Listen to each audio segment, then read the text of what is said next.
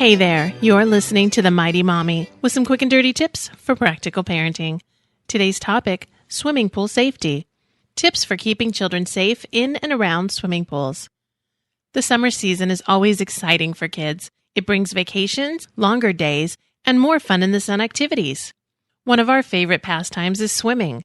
Whether you fill up the little plastic pool, go to a public pool, or have a full-size swimming pool in your backyard, the most important thing to remember around pools is that safety comes first. If you're going to have a full-size swimming pool installed in your yard, it's best to wait until your children are at least 5 years old. If you already have a pool, you need to put a fence around it to separate it from the house and the play area of the backyard. The pool fence needs to be a minimum of 4 feet tall and should have a self-closing and self-latching gate. Make sure all gate latches are completely out of children's reach. You will also need to remove any climbable items from the non-pool side of the fence. Children should never be left unsupervised, but removing small chairs and toys that would allow them to climb over the fence is still recommended. There are automatic pool covers and pool nets available, but these items should never be used as a substitute for a fence. When you are using a small inflatable or plastic pool, please empty it when you are done using it for the day.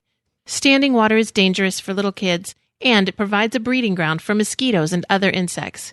If you have a larger pool, you will need to remove all the toys from the pool when you are done swimming. Children can fall into a pool if they are tempted to reach in and grab a toy they've left behind. When visiting a public pool, there is often a lifeguard on duty. Public pools will also have rescue supplies either with the lifeguard or hanging near the pool. Your pool at home should also have rescue aids, such as a life preserver nearby. Since you are not likely to have a lifeguard on duty at home, or in a community pool area, at least one adult present should know CPR. You should have a telephone with you and keep it poolside for emergencies. It's always better to have at least one other adult or teenager present when swimming with children.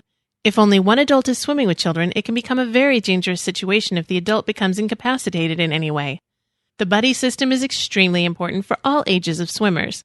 When swimming with a small child, you should remain within arm's reach of the child at all times.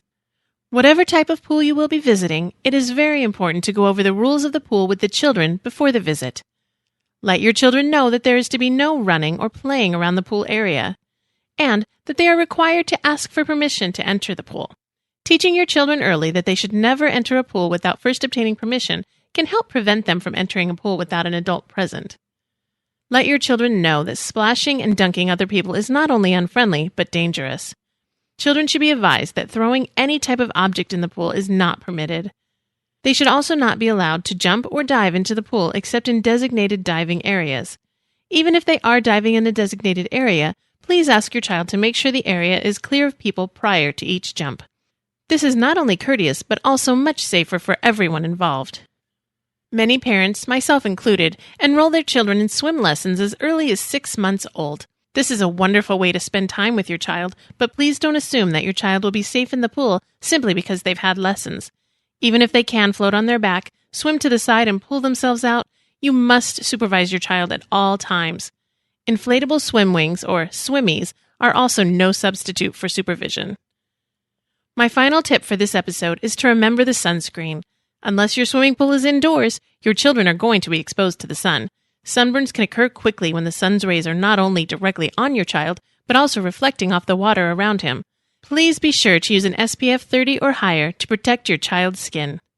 That's it for now. Hope you enjoyed listening. If you have a question for the Mighty Mommy, or if you'd like to share a wonderful tip of your own, you can email mommy@qdnow.com or leave a voicemail at 206-222-9148. Also, if you enjoy the show, please take a moment to post a review at iTunes. I'd really appreciate it.